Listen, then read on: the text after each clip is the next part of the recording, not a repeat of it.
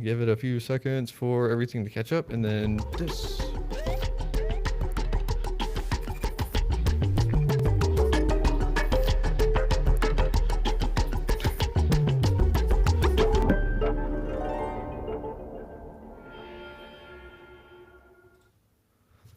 Hello, hello, and welcome back to Retrieving Sanity with your podcast host Keegan, and this is your podcast for all mental health, addiction, recovery issues, and topics. And I've got a question for you.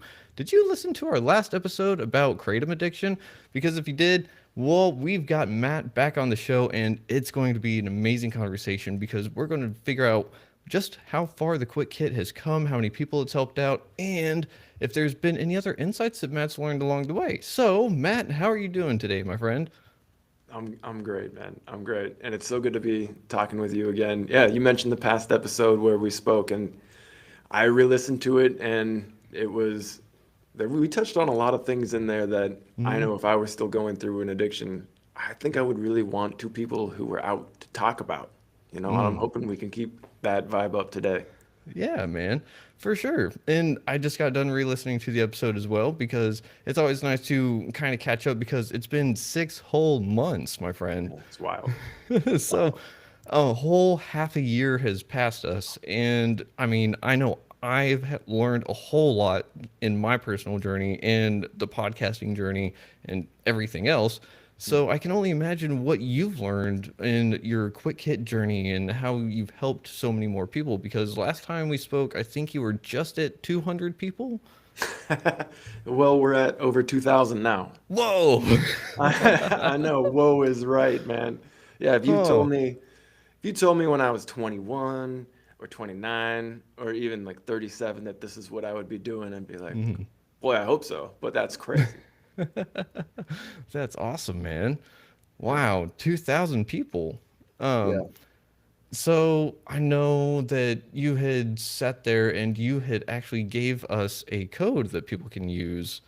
whenever they listen to the last episode. Is that still going on? Oh, yeah. Retrieve 20% Awesome. off. Absolutely. At tryquitkit.com. Gotcha. Well, we'll go ahead and throw that up there for everyone else real quick. Tryquitkit.com. So, um, what is one of the things that you've really learned with the quick hit journey so far? Because, I mean, you said that you wouldn't have seen yourself so many years ago in the position that you are now, right? So, what about 6 months? What have you learned in that time frame? So my addictions were always internally focused to the point where I felt that this was my private battle and I had it all behind a curtain. I'll put Mm, it that way. yeah. Nobody knew that I was going through hardships. I really never told anybody, and that was a heavy burden on me.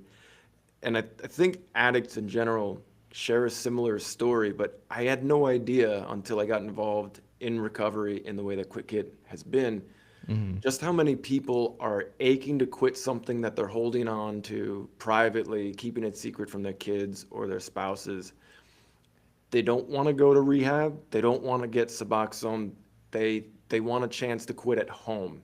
And yeah. that is what I was when I created Quit Kid, when I quit drinking, when I quit smoking. It was like, I think I can do it. I don't know if I have the right tools. I don't know if I have the Mm, right mindset. mm, So over the past 6 months with Quit Kit, it's opened my eyes.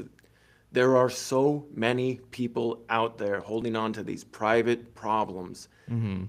Once they see that somebody else has gone through it and that there might be a tool that can help them, wow, it really connects. Yeah. Yeah, no, you're dead spot on right there because I know for myself, whenever I was trying to quit alcohol, I was sitting there or cigarettes or anything like that. It was always like, how can I do this easily? Like, I don't Mm, necessarily want to let people know that I'm struggling with this or anything like that. And that's why I think that our episode was so powerful that first time was because we kind of hurt each other in our pain, you know? yeah, yeah, I completely agree. I, and then you expand that across the country and you see people. So, well, I'll talk specifically about Kratom right now because Mm-hmm. since we have spoken, Mm-hmm. well, 6 months ago, the popularity of it has absolutely exploded. It went Mm-hmm. from a $2 billion industry to what's projected to be a $17 billion industry by, in like 8 years. Like, What? that's massive. And it's not because, it's just helping people manage some chronic pain like it used to Uh-uh. do back before it was hypersynthesized into this addictive substance. It's like Mm-hmm. people are finding this at gas stations, vape shops, smoke shops, online, boutiques, and Mm-hmm. they're getting trapped by it. When Mm-hmm. we spoke last, I remember talking about Kratom and trying to explain it, and I think now it has been on CNN's homepage, it's been in Mm-hmm. Bloomberg, it's been in Wall Street Journal, New York Times. The nation is finally catching on that this is no joke, and it might be the next American epidemic. Oof, man, that's kind of rough to say. I And know. I mean, but how weird is it that you're kind of like at the frontier of like, hey guys, like this is a problem. I have something to help at least, but I mean, that is crazy to think about that you're just ahead of the game right there. It's very odd. It's so odd. Mm-hmm. Yeah, I'm on TikTok now and Ah. I post every day and I just try to help people who are in a position that I was in Mm-hmm. try to gain an advantage over the quit. Like that's how I see it. It's like there are things out there, there are ways you can prepare yourself, Mm-hmm. physical and mental, that will give you a strategic advantage over your quit so that you're not so afraid of it. Man, I just booze, cigarettes, tramadol, kratom. I was terrified of quitting these things because I just didn't know what the other side would be like. I didn't know if I had what it took to get through the withdrawals. Um, and so I felt like I was just fumbling around in a dark room trying to get out of this cell that I had created for myself. But I Mm-hmm. try to give people actionable advice about how to prepare mentally and physically Yeah. to, beat that thing. To beat that thing. So you're not talking about just kratom in general. You're talking about like, hey, let's tackle addiction as a whole, right?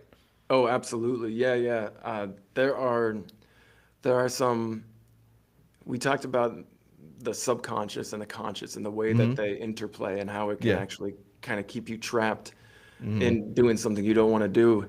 Yep. So I have leaned into that in a big way, trying to figure out how to convince the subconscious, actively convince it that what it Ooh. originally found so cool and so pleasurable is actually now destroying your life. Like we had Mm-hmm. talked about last time, how when you first discover a drug and it's bringing you a lot of pleasure, your conscious brain is obsessed with it. It's Yep. like, whoa, holy cow, this is amazing. Like, what does it feel like? What does it taste like? Where can I Uh-huh. get it? What's the name of that guy over there that gave it to me? You know? And then Yeah. the subconscious files these things away under one of two columns, which is Mm-hmm. it brings me pleasure or it brings me pain. Yeah. And it obviously brings you pleasure when you start taking the drugs. So your subconscious is like, oh, well, this is awesome. But it can't make these evaluative decisions every time you take it. And Yep. that's how your brain works when you engage in something that's initially incredibly mentally, energetically stimulating. Well, your Mm-hmm. brain's like, okay, well, we can't do this amount of energy every time. We have to keep the body running. So we'll make it a habit. It'll make it easier to understand it, to see it, to taste it. It's not as surprising. And your subconscious moves on to other things. And then when your drug is ruining your life, uh, your conscious brain comes awake to that and starts crying out, stop taking it. But your subconscious has already filled out the column, brings Mm-hmm. pleasure, and moved on to other things. It Mm. takes a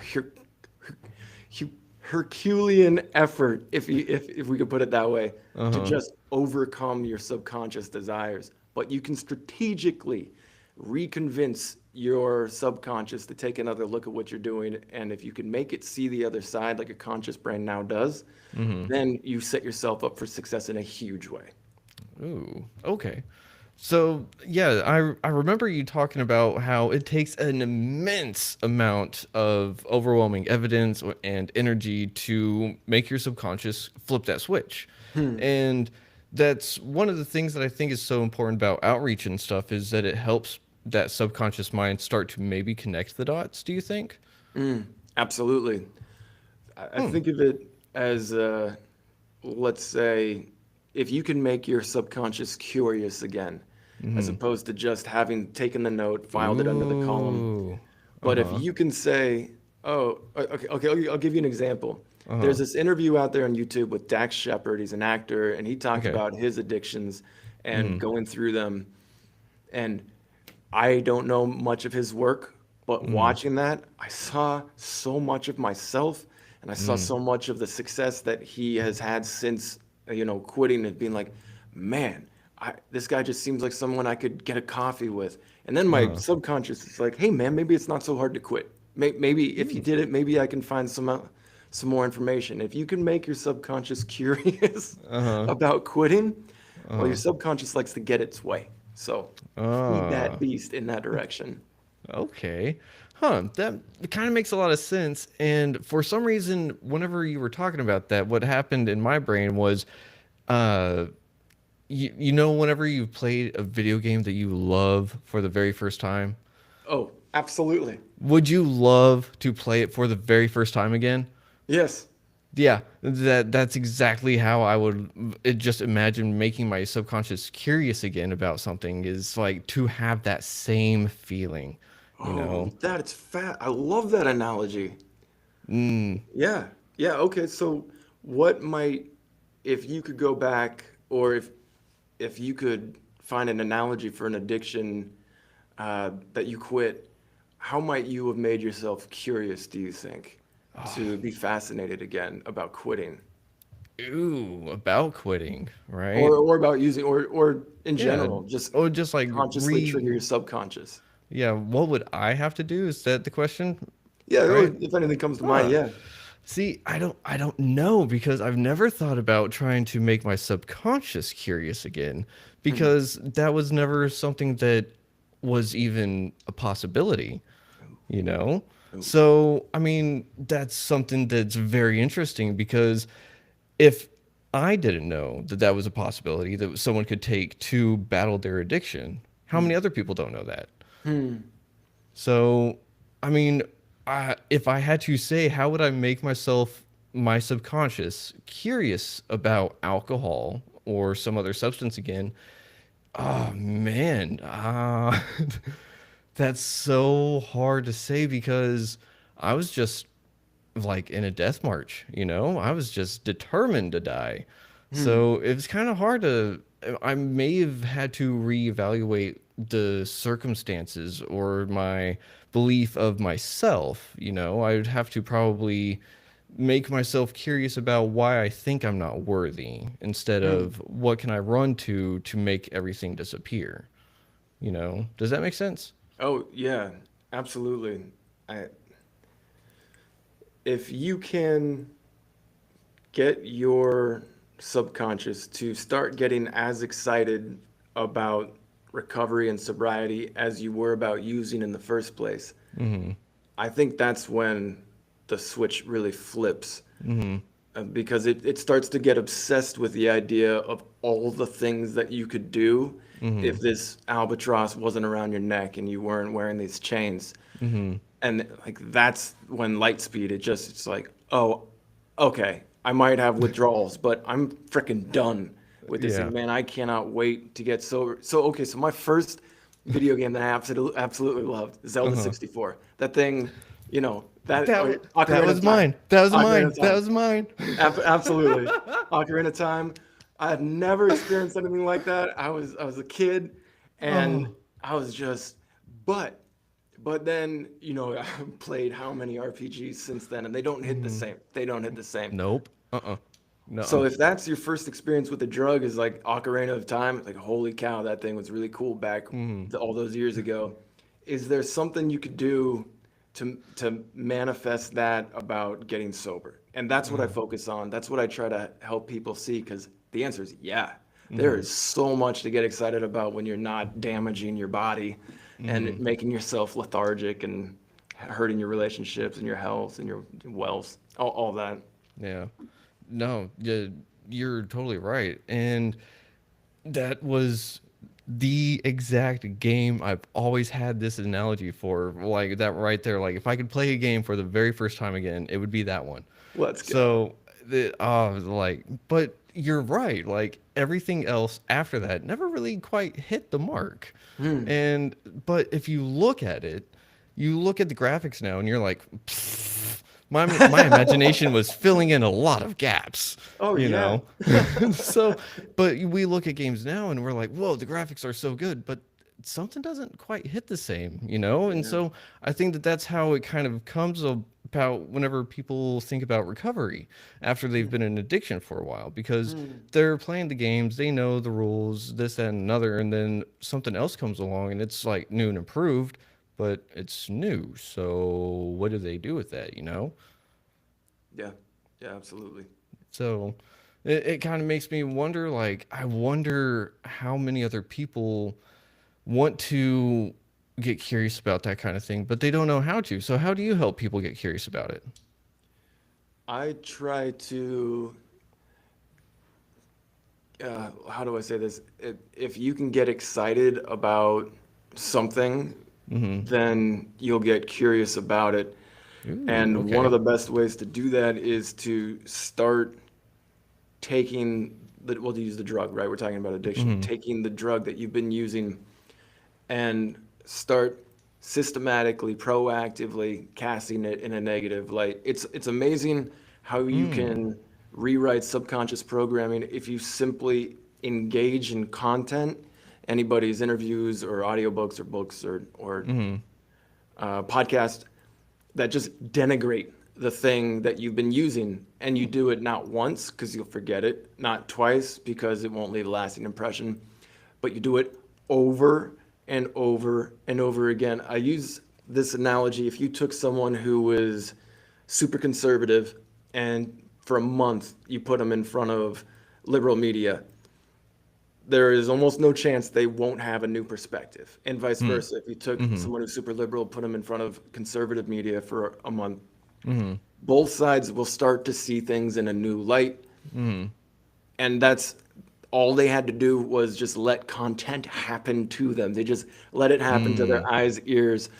Um, and if you do that with content, this is what I did to help me quit Uh-huh. for drugs, that just absolutely smashes all of the positive misconceptions that you Mm-hmm. have about using.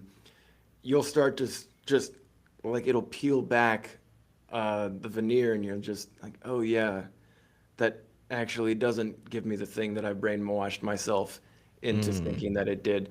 But you got to put the work in. Like Mm-hmm. you have to engage with it. But the easy part is we live in an age where Audible has audiobooks that you can, while you're Mm-hmm. showering, brushing your teeth, putting on your socks, cooking dinner, on your way to work. Like you can just indoctrinate yourself Mm-hmm. against the substance you're using.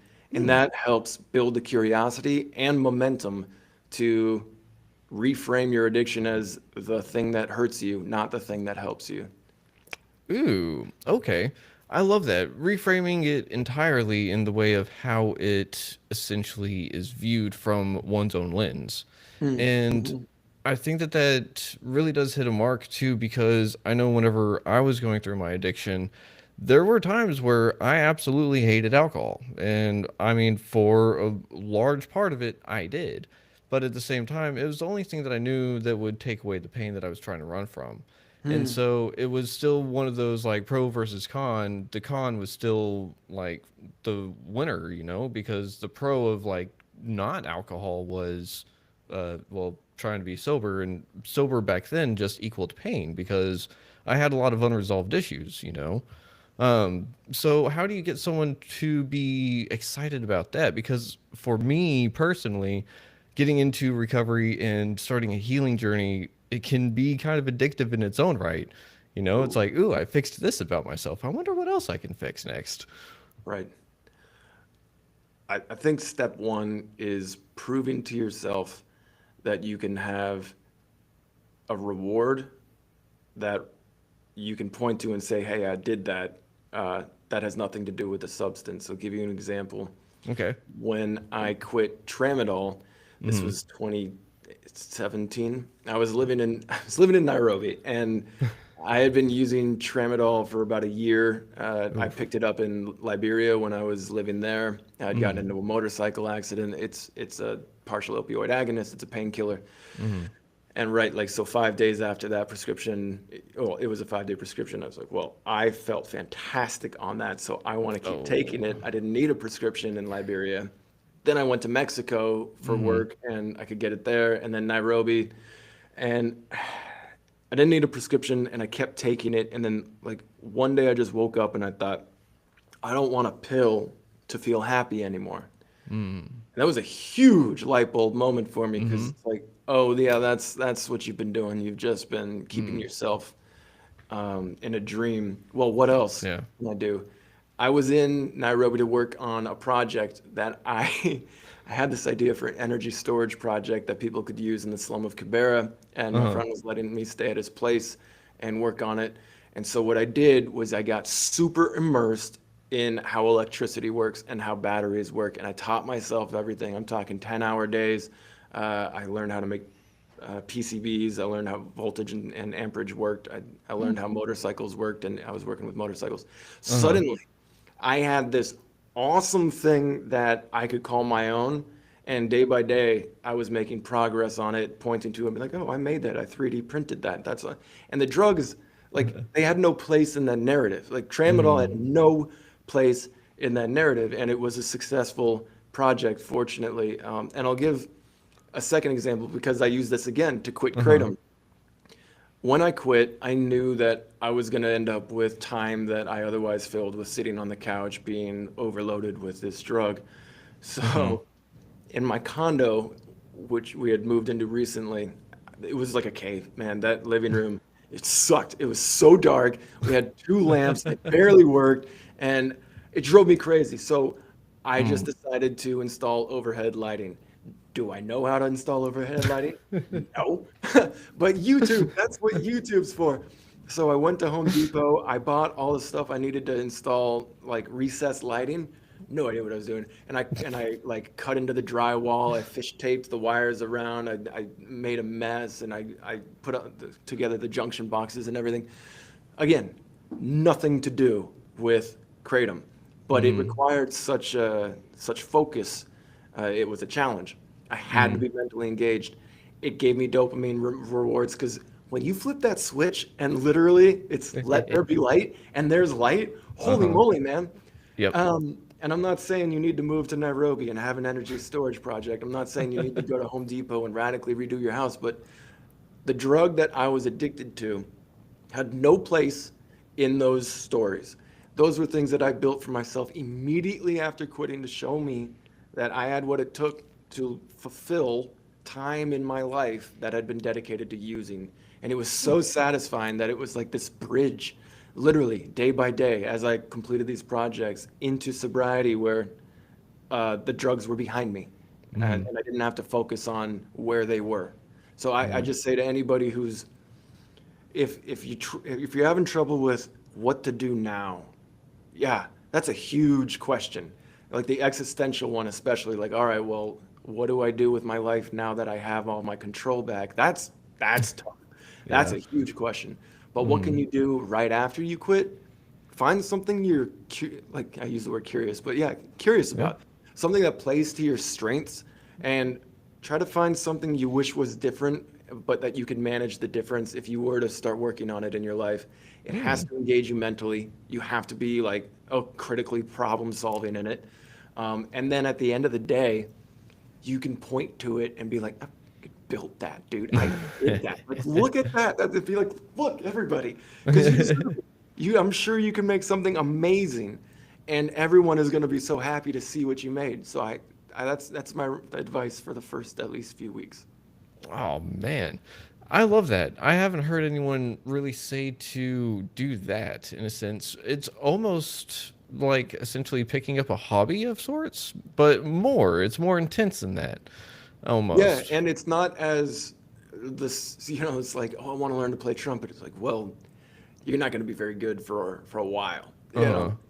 Pick Mm. something that you can be good at because you watched a YouTube video, Mm-hmm. putting things together, like Yeah. trial and error kind of a project. Just find Mm-hmm. a personal project, set it up when you're going to quit, and then as Mm-hmm. soon as you quit, lean into that project. I love that. And I wish I had the same view as working on electrical as you did whenever I was an electrician, because I know that feel of like, all right, like turn on the switch and fuck. Yeah. All right. Let's be honest. There was a lot of that when I was putting this stuff together. And no one's there to tell you where to look. You're like, all Uh-uh. right, Yeah. well, The- which one is it? or what's even worse is you do that and you just hear pop and it's like, ooh. Yep. So, Man, it's part of the game, bro. Part of the yeah. game. It is. It really is. And I mean, but that's the whole thing is that trial and error is part of recovery. And Hmm. we had even mentioned that a little bit in the last episode because you had said to just try something different Yeah. because eventually one of those things that you try different will work. Yeah. And it's very interesting that you had said that too, because I believe it was after I'd spoken with you. I spoke with Massimo Rigatti. I don't know if you know him, but he came up with something he calls the sober method. Right. And essentially, it's kind of the same thing, or not the same. He definitely has like fleshed it out and everything, but he was saying that his line of thinking was just try something different, like even if it's the same thing, just like add a little twist to it. And I was like, I feel like I've heard that from someone else, and that was Oh, you. yes, man.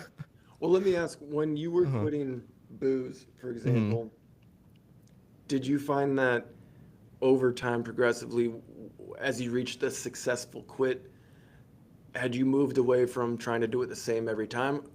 And was there any special ingredient to the quit that actually stuck that you can say, man, I'm glad I engaged in that because it really Mm. helped push me to the right place? So, I mean, this is kind of like weird, right? Because my recovery just was a little wild to begin with. Because whenever I'd gotten my alcohol detox, I'd fallen into delirium tremens and woke up in the hospital 4 days later.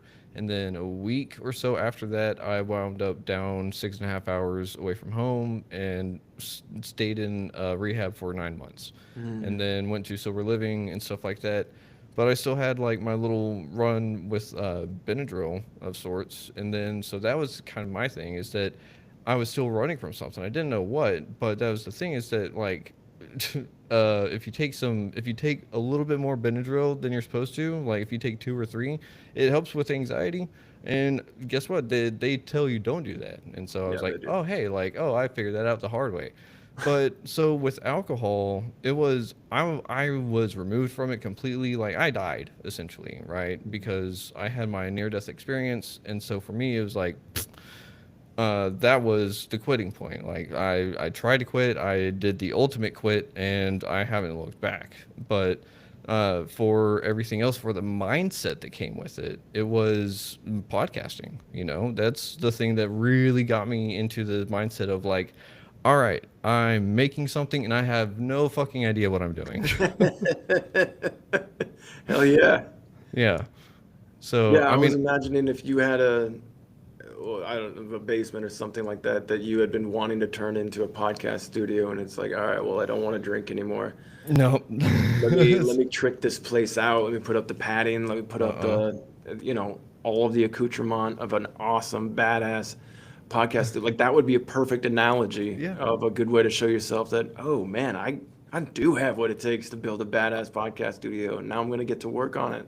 I mean, that's kind of where it is because, like, for me, again, like, while I was clean from and sober from alcohol, my mindset was not in the right spot because, like, yeah, Benadryl helps with allergies and everything that I already have. So it's like, it was, to me, it was like, I'm taking care of two problems with one stone, So I Hmm. was like, okay, there's nothing wrong with this.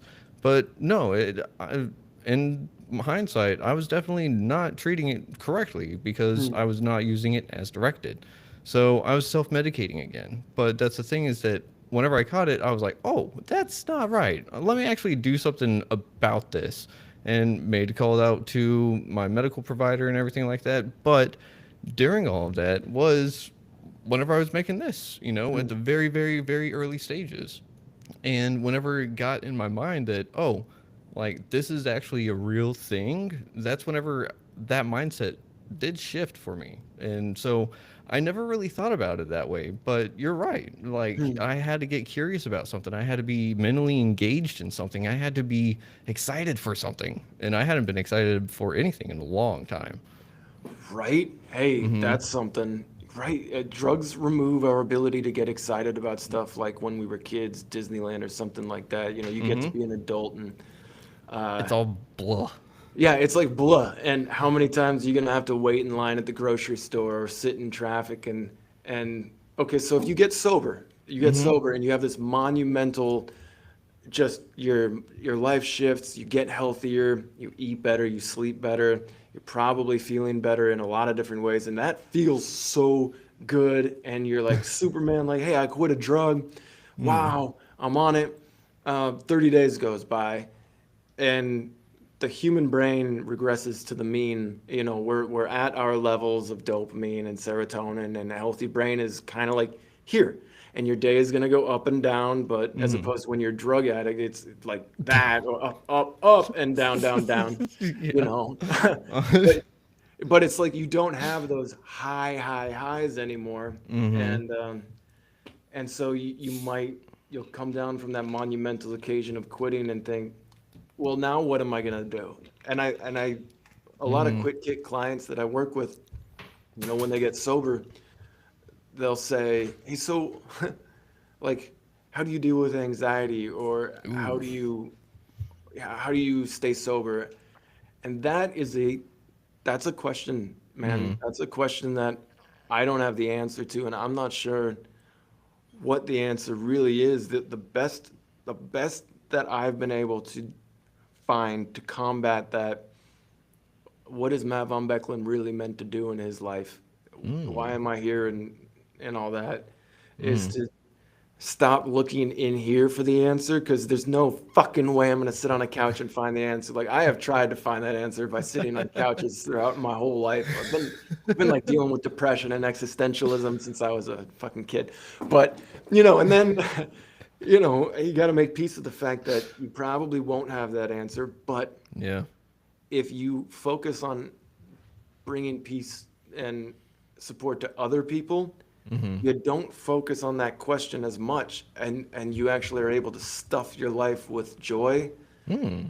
And it's not like it's a cheat, because again, I don't Mm-hmm. think there's really an answer, why am I here? It's, well, you're here. What Yeah. are you going to do? You can either fill your life with joy, or you can't, or you can Mm-hmm. choose not to. And Mm-hmm. really, that's all you'll be able to come up with on it if you sit down on a couch. Like, that's what you can choose. Yeah. Hopefully you'll get this break in the clouds, and the light will shine down, and it'll be like, Mm-hmm. here's your answer. But until then, uh, yeah, my advice would be to just try to find ways to bring other people joy, and it'll Mm-hmm. come back 10 times to you as a result. Mm-hmm. Oh man, I love that.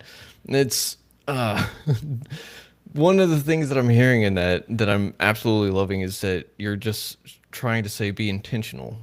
Oh, You're not sitting there literally sitting on the couch waiting for life to come to you. You're mm. coming to life, you know. Isn't that so much more empowering? It's like drugs rob us of the ability to do that. They convince us we don't need to. All we need to do Mm-hmm. is take more. But Yep. then, as soon as you have the reins back and you're driving, that's two mixed metaphors. Um, No, run with it. It's fine. yeah, We yeah, love this rabbit hole train. hell yeah. Yeah, being intentional is rewarding yourself for giving yourself responsibility. And if, Mm-hmm. responsibility has this negative connotation to it, but if you're able to take responsibility for bringing other people joy or Mm-hmm. helping other people, then you might find yourself feeling way better than you thought you would have in your quest for that existential answer. Yeah, because in a sense, we get what we put out, right? And whenever we're doing a lot of drugs or alcohol, whatever have you, we're not really putting out a whole lot. And if we are, it's usually not great stuff either, right? Right. Yeah, definitely not internally, Mm-hmm. right? Um, okay, here's another very minor thing that I would recommend. Okay. If you have a good relationship with your parents, or a close loved one, Mm-hmm. when we're addicted, we are real bad at telling ourselves that we have value. In fact, we probably tell ourselves that we have less and less and less value, and we lose our Mm-hmm. self-respect. But if Yep. you call your mom and you say, "I love you, mom," and she says, "I love you," you can press that button as many times as you want, and she'll just say I love you again and again and again. And hearing that, like I said, engaging in Mm-hmm. content that contradicts the negative, the things that you don't want to be engaged with. Mm-hmm. Call your mom, tell her you love her. She's going to tell you right back. Find Yeah. anyone to say that to you. It's going to feel like warm water on your soul. Ooh, I love that. Warm water on your soul, and you're essentially going back to basics, Mm. because one of the people that I've spoke to recently, actually, it may have been two people. It may have just been one, but I'm really hard time with the name right now. But she said that addiction was essentially love replacement. Whoa. Yeah, Holy yeah. shit. I was like, whoa, I think you're right. Because it kind of checked Oh, all the boxes. I was wow. like, yeah, because it's kind of like it loves me, right? The substance loves me, but like it just goes away that fast. I have to go chase it again. It's like a toxic relationship. Oh, 100%. Mm-hmm. Wow. And truth is like there's no real relationship really. It's just Mm-mm. it comes in, waves at you and then leaves. Mm-hmm. Uh and then it's like and then everything is just a train wreck as you're in that chase. You look behind you, you're like, "Oh my God, I Yeah. did all that." A love replacement. Mm-hmm. That is um I just love the way that that is making me think about things right now. Huh. Yeah. Because I mean, it blew me away because it made sense, because I've heard in the rooms that connection is part of the key to recovery. Hmm. And I mean, whenever we look at it, you don't really have connection with things you don't love, like even if it's that small little bit of love, like because there's that saying, we can love everyone, we don't have to like everyone. Hmm. And I think that there's a lot of power in that statement too, because like I can show everyone love and just want them to do well, but it doesn't mean I have to like you at the same time. Be real. Be Yeah. real. Yeah, so it's like as much as I want some ah, oh, for that love replacement thing though, it's really just it really did make me feel like I could maybe love that version of me. I think Hmm. that that's where my kind of stemmed from, was that I hated who I was sober, but at the same time, I loved who I was sober. But at the same time, whenever I wasn't thinking about my existential crisis, whenever I wasn't thinking about my purpose or whatever, I was happier. And I could get my brain to shut up that way by drinking alcohol. Oh, So right. yeah. So, but whenever I'm sitting here doing things and making connections like this, it's one of those things that this is a form of love, right? Yeah. Because someone doesn't make or go on a podcast just because they're like, oh, I'm going to be famous and make a whole bunch of money. I'll never have to work again. No one does that with a podcast. And if they do that, then they're kind of they're probably taking something. Probably. Probably. But whenever we think about addiction and misconceptions, though, because if I was thinking that alcohol was loving me in some way, shape, and form, that's a huge misconception that I'm sure every other people, no, every other person kind of has with a substance, right? Well, what misconceptions did you face along your journey? Uh, let's say that every drug that entered my life that I got addicted to, so nicotine, alcohol, tramadol, and kratom, came in and really, it just knocked the door down. It was like, hey, I'm here. This is gonna be awesome. Come join. And it was Mm-hmm. in its own way. Like cigarettes helped me fit in with my new friends in college. Alcohol made me feel like I could be the life of the party. Tramadol made me feel more social and relaxed than I had ever been. And kratom, similar thing because it's a similar type of drug. And when you get to engage in a feeling like that, you conceive that this is a shortcut to having all of this bliss that you have been missing out on. Ooh. Meanwhile, dude, I just don't think that it's tough to realize that in life, if you're not intentional and especially if you don't act with love, it's not going to come find you. Uh, You got a family that loves you, that's awesome, and they'll be there for to support you. But if you're not with them, and if you're like me and you lived around the world meeting new people and didn't really have a home base, uh, you're just out there in the Yeah. world. And so if a drug came in and was like, hey, we really made things better for you 10 years ago, you'd be like, all right, well, maybe you'll make it better now. And like 10 years ago is fucking over. Like that Yeah. night with my friends, it's not going to happen again. Like, I'm not 19 Mhm. again. Like it's, that shit's done. Yeah. Uh, but then it's like, well, what else do I do? And Mm. that right there, that's the pin, that's the linchpin where it's like, I'm afraid of not knowing, and I'm afraid of engaging in the sadness that really is being unmoored, asking the existential question and knowing I'm not going to get an answer, and then Mm. simultaneously having the knowledge that if I pour some alcohol on it or I toss back a pill, that shit goes away. Yeah. Uh, but of course it doesn't. It just gets worse and it festers in the background, right? Yeah. And so my misconceptions carrying the first impressions that the drug gave me way past the expiration date. You know, I'm not gonna lie. The Yeah. first times I drank, man, I had a blast. Like I had a great time, and I Yeah. was like, oh man, alcohol's so cool. First time I smoked, I got that nicotine buzz, and I was thinking, wow, this is a cool way to get a little stimulant. You Mhm. know, the tramadol and kratom.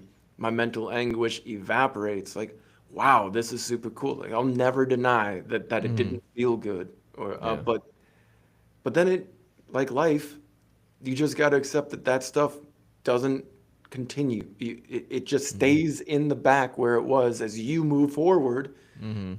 If you drag it with you, then your misconception is that it maintains a benefit as it did in the first time. Ooh. I think that that's the only misconception someone needs to really understand, because you like explained it so well whenever it comes to certain addictions and things like that, because I think whenever we first spoke, whenever we first spoke, I was still vaping, I was Yeah, still, I got my nicotine.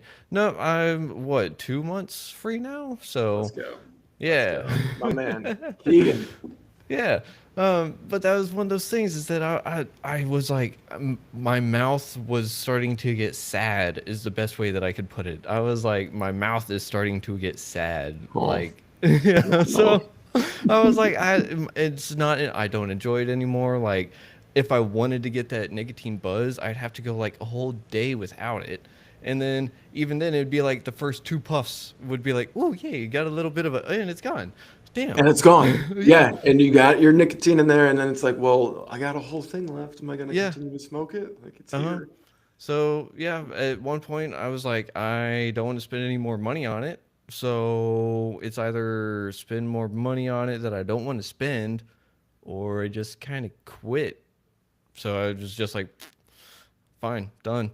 And Legend, absolute um, legend. but that's the thing, is that some people, I've done that before with nicotine, and it's hard Mm. to do. Mm. But that's the things that I know, some of the tricks with nicotine. It's the first 3 days, and then after the first 3 days, it's all a mind game. So Mm. that's where this little thing comes in. Like if I need an oral fixation, I just throw this on in my mouth. It's a little chew toy. That's So awesome. Actually, that's a yeah, good idea. so it's one of those things, like there's things around it, because like with my oral fixation, sometimes it's my anxiety that acts up and makes my just jaw clamp. And so that helps. And that was one of the things that nicotine helped keep at bay, was that social anxiety, for instance. But I mean, throwing this in my mouth and like an office space is going to be a little weird. So, but I mean, I got little things like this for that, but there are ways to fill those kind of gaps. But I think people have to be conscious of those first, right? I think your example is a really good one. It reminds me a lot of myself. And I think a lot of people look at quitting a substance as once I stop taking it, I'm quit. Um, but I still have to deal with these residuals. I did a whole lot of work to quit, Mm-hmm. but now that I'm quit, I'm I'll find ways to deal with the residual effects of the mental game, for example. Mm-hmm. And I think that if you still have these residual effects, you can be, I use the term proactive or intentional, but uh, I don't see any reason to stop engaging in the content that I had mentioned that will continue to push that addiction that if you finished into the like darkest corner of the, no, we hate this kind of stuff in your brain. Uh, I had trouble quitting drinking for a similar reason because when I quit drinking, I was left with these nights that it was like, oh, what the hell do I do now? And I play a lot of video games, and I had Mm-hmm. no joy. I was be playing this video. I'm like, what am I doing? I don't even care about this game. Yeah, but if you don't, then what are you gonna do? So that was my chew toy, was video games. And so I thought, all right, maybe I'm not as done with this as I thought I was. So I just kept listening to books by William Porter, Mm-hmm. Annie Grace, Alan Carr, Craig Beck, who have all chronicled how they beat their addiction. And any time that I did that, I felt alive. I felt this Hmm. rush and surge of motivation and strength and confidence. And I just kept doing that until now my PS5 is in a storage locker. I just, Ah. it's gone, man. I was like, I don't need this anymore. I don't. Maybe in another few years, but this is like my Novocaine. Like, what am I doing? Like, I don't even like this game. But I don't know if I would have gotten there if I hadn't continued to retrain my brain. And if you quit a drug and you're like, okay, I'm done. Why don't I feel awesome all the time yet? It's like, well, maybe you're not done with that training. Maybe there's a lot more that you can continue to do to push yourself to be that ultimate badass where, yeah, you think about it, but you don't crave it, or you think about it, but it doesn't affect you. Mm-hmm. Uh, and you've moved on from these kinds of things. That really helped me with drinking. Yeah. Ooh, okay. Um, yeah, for me, whenever I think of drinking or like try to talk about alcohol too much, my stomach actually gets nauseous from like wanting to throw up from it. Um, Yeah.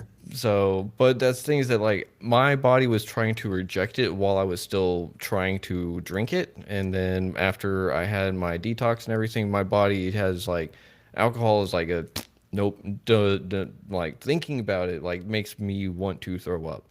So, Got um, you. Yeah, I'm I'm at that lucky in point that. too. Yeah, I'm lucky in that regard. Some people like again, I know what it's like to sit there and like you're sitting there with your shot after work and you're like Yeah. and Yeah. it's disgusting and then I throw up a lot of the time. But that's the Mm. thing is that like after that first either throw up or that first shot, it was the game like all game forward. But my conscious mind knew that it was so bad. Yeah. But that was the thing is that I never really introduced that idea that it was actually so bad for me either. I think that that was one of the things that would have really helped me because to me it was still solving my problems, you Mm. know. To me it was still the key to making my mental anguish go away because I didn't like therapy. Pff, who wants to admit that they need therapy or anything like that? Who wants to admit that they have problems that they have to deal with? Who wants to I admit know. that? And pay Yeah, for it. yeah, and like who wants to do that kind of thing? Like no one. But you know what? I would much rather do that kind of stuff and be where I'm at now instead of doing what I used to do and be just probably dead in a ditch, to be honest. I'm so glad you're not, man, because Yeah. you're an awesome human being. Well, thanks, man. And I'm really glad I'm not either because I get to sit here and speak with you, and I'm really glad that you're not either. I am too. Yeah. I'm glad I'm here. There were points in my life where I was absolutely regularly thinking about checking out, and I just thought Yeah. there was no happiness for me out there. Hmm. But that's the drugs talking. That's what that Yeah. is. That's not you. That's the drugs. Ooh, I think that you actually bring something up that I think is really important, right? Because not everyone has dealt with suicidal ideation, Mm. but I think those that have been in addiction or are in addiction, I almost want to say every single one of us has had that. Would you agree? because you I, just said it yourself. It's the drugs. It's not necessarily you. yeah, it's not you. It's the hijacked neural pathways that are forcing you to use against your will. And if you do that every day for a year, you're going to start to lose faith in yourself to have any control over your life. And I think once you lose control of yourself, uh, the the option of getting out as being, well, if I don't exist, just starts to look more and more attractive. Yeah. No, you're right, because that was it for me. It was like, and alcohol was admittedly a slow suicide. Hmm. Because it was one of those, like, if after a certain point I knew that the detox would probably kill me if I tried to do it cold turkey because I didn't want to go get help. So I was like, either I manage the drinking and try, or I just quit and probably die. And I don't want to die, but at the same time, I was continuing to drink while intentionally trying to die from it. But Right. it's the Yeah. stupidest thing.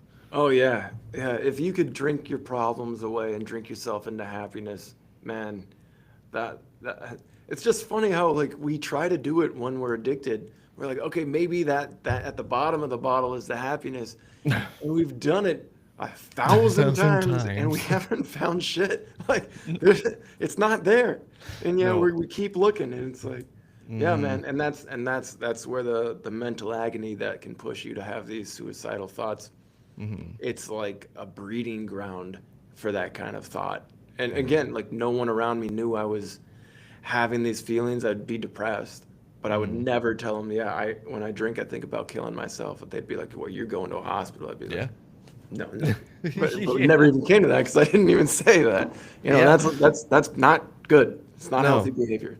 No, it's not. But thank you for being open and honest about it, though, because we need people to have these kind of conversations, because other people need to hear that they're not alone whenever they pick up the bottle and then next thing you know, they are wanting to end it. Yeah, they're not People, alone. yeah.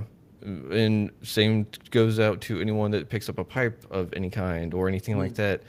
Anything that is controlling someone or making them, like you said, use against their will, they're not alone in that. And there is a way out. And I think it is scary. I think it is confusing at first. But I think if someone is confused, you kind of said it yourself. Whenever they're confused and they're getting into that new state of mind, things in that perspective shift. Mm. And same thing with putting someone in, exposing them to the opposite side of media that they're used to. It's giving them that confusion, and that confusion is essentially a good state of mind to say, I want to go this way, Yeah. because everything's up in the air. You might as well choose something. Yeah, yeah, 100%, man. You are spot on.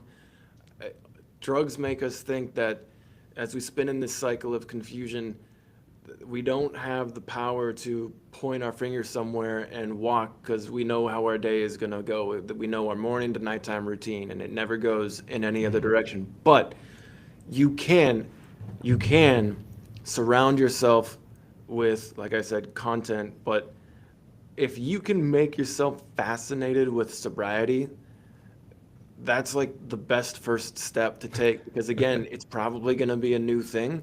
Mm-hmm. And when you're doing a new thing that is fascinating, your conscious brain eats that up and your Mm-hmm. subconscious brain comes over and starts taking notes. And if you can Mm. file that away, that obsession with learning about sobriety and other people under the pleasure column, Uh-huh. oh, dude. Oh, dude. You'll crack the code. Yeah, Oh but I mean, it man. takes work. It doesn't happen overnight. Yeah, for sure. You brought something up that was, I want to pull it up real quick, and I also want to ask you if you've heard of this, because it is something that I think everyone in recovery should take advantage of, because it's really, really cool. So it used to be called the Phoenix, Mm. right? And it was a group that sits there and you find sober activities to go do. And so they have rebranded. They're now called New Form, but this is something where, say, let me switch to member, not volunteer. So if I go to uh, events, say there's indoor rock climbing I could go do, indoor roller skating, some kind of boot camp, yoga. Then they have online events and stuff like that. And This is it's, awesome. yeah, so like, and so if you want to go rock climbing, you just go make sure you're a member on the app and everything, and you go and for I think like it's totally free. Everything that they do for their members, free. So like free rock climbing, whenever normally it's like $30, I think, for a night or so. Like hell yeah, I love rock climbing. I've done it Hell a yeah. couple times. But that's the thing is that you're kind of talking about like finding community of sorts, right? Yeah. Finding like-minded people. Wow. New form, huh? Uh-huh.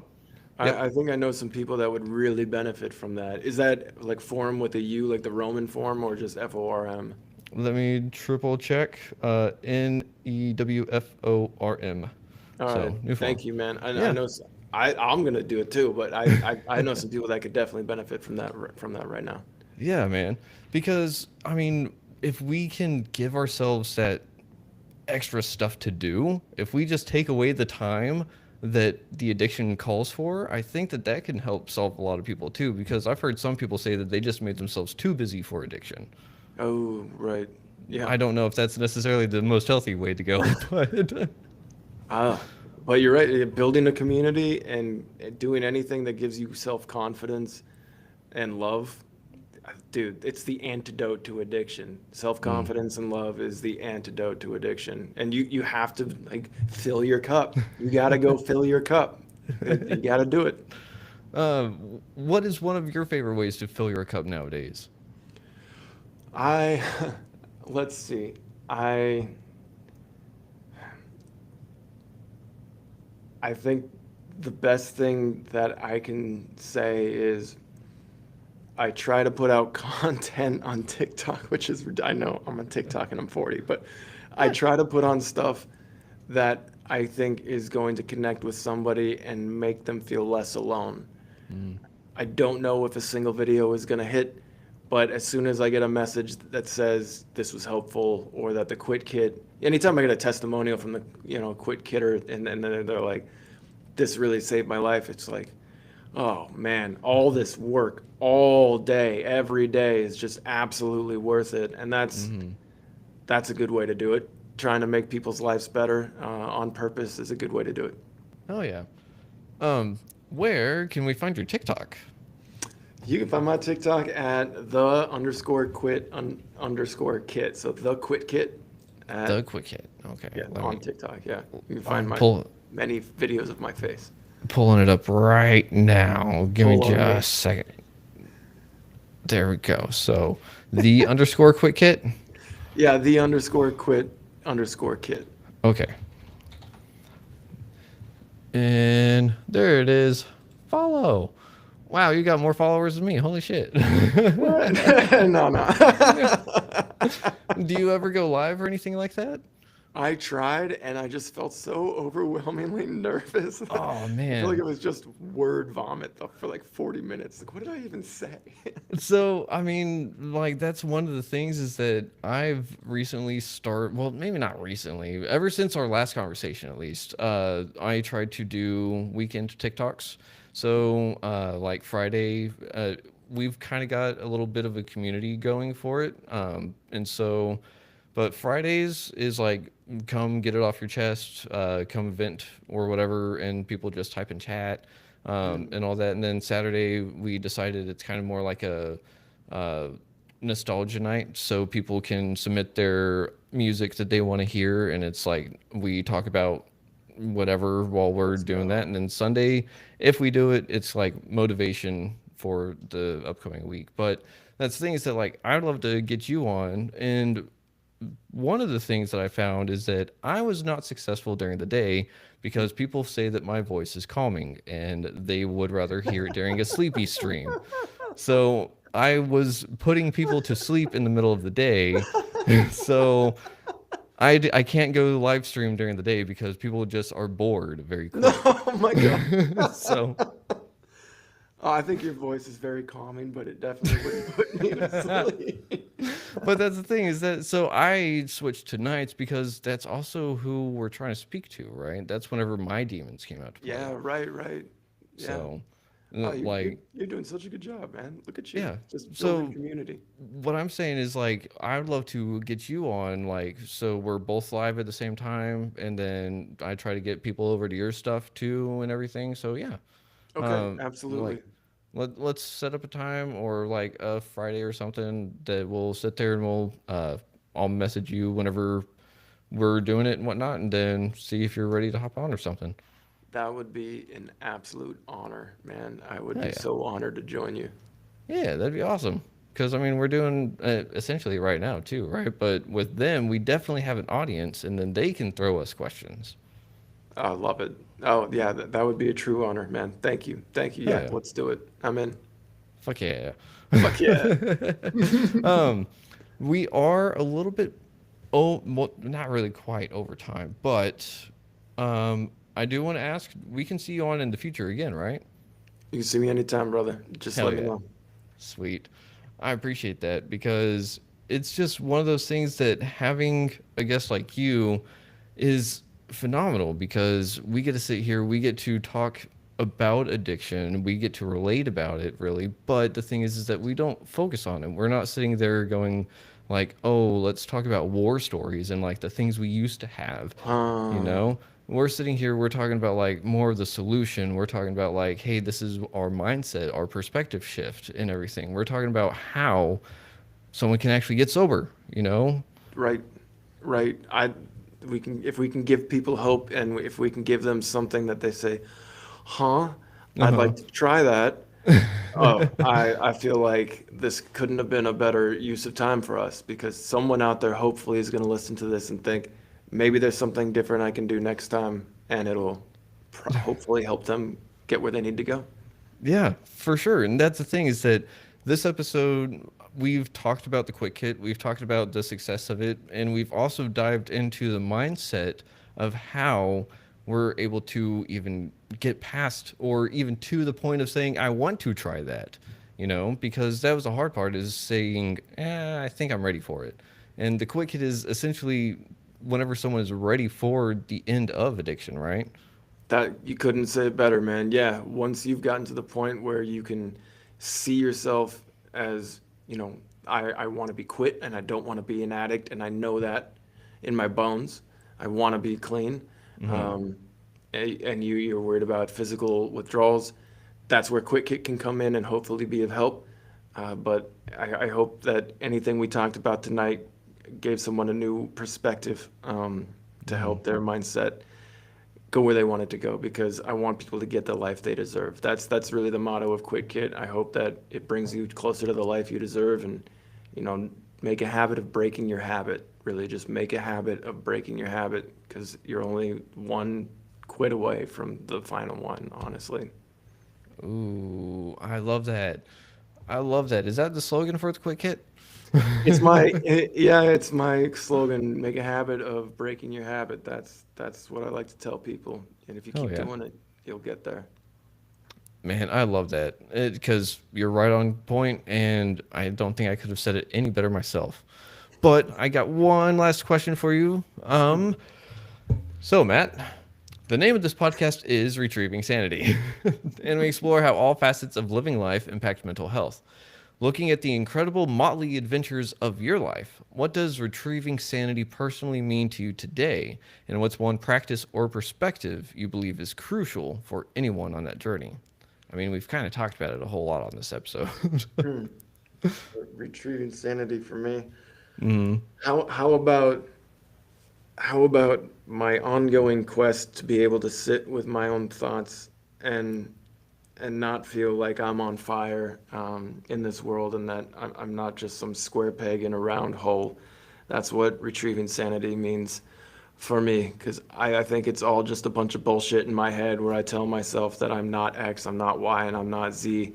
And, you know, having conversations with like this with you really helped me make me feel more normal and more right in this world. So, like I said, you got to fill your cup. yeah, man. I love that. Thank you for sharing that. And I mean, just thank you for being on the show, being vulnerable, being authentic, and just letting it be real with me and the audience because that's how healing happens. And I think that that's how recovery happens, you know? So, with that being said, I'm super honored and just beyond ecstatic that you're back on, and I can't Thanks, wait bud. for our next conversation. Because if this one was this awesome, like I can't believe it's already been over an hour. If this, I'm just so bummed we have to do this every 6 months. I mean, we're gonna do this for like 10 years and have kids and like Keegan. You saw him last time he was in first grade. what do you mean he already graduated? Yeah, exactly. Well, Matt, thank you for being on the show again. It is truly an honor and pleasure. And we'll try to make it sooner than 6 months this time. I And love it. everyone out there, thank you for listening to Retrieving Sanity on WDJY 99.1 FM. And oh, yeah, Matt, do you remember that number that someone can call if they're having a mental health crisis? Go ahead and tell me. 988. 988. Yes, sir. Perfect. So, with that being said, everyone out there, much love to yourself. Love others if you can, but you got to love yourself first. And we will see you in next week's episode. But until then, much love. Shalom.